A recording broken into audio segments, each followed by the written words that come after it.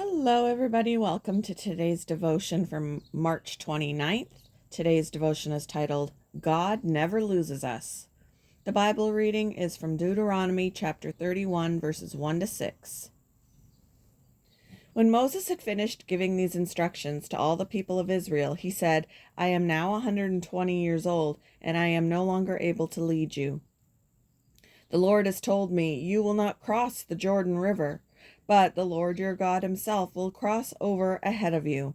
He will destroy the nations living there, and you will take possession of their land. Joshua will lead you across the river, just as the Lord promised.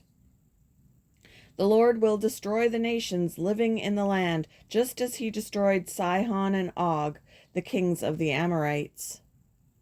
The Lord will hand over to you the people who live there, and you must deal with them as I have commanded you. So be strong and courageous. Do not be afraid, and do not panic before them, for the Lord your God will personally go ahead of you. He will neither fail you nor abandon you.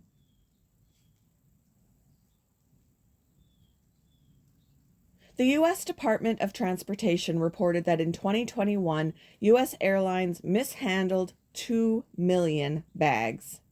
Thankfully, many pieces were delayed or lost only for a short period. Thousands of bags were lost for good, however.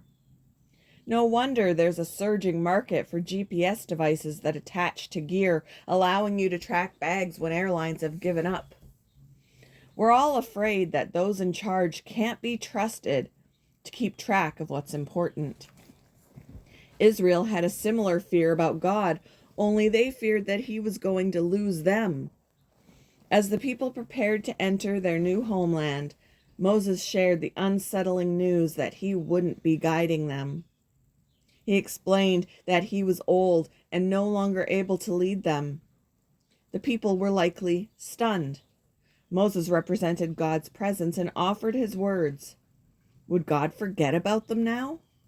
Would he lose them in the wilderness? Do not be afraid or terrified, Moses said, for the Lord your God goes with you. He will never leave you nor forsake you. He promised that God would always be with them and assured them that he'd never lose them.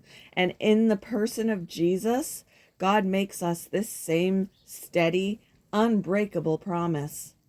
Christ will be with us to the very end of the age. God will never lose us. Never. When have you feared God had lost you? How has he shown you that he never forgets you? Thank you for joining me for today's devotion, and I hope you all have a wonderful day.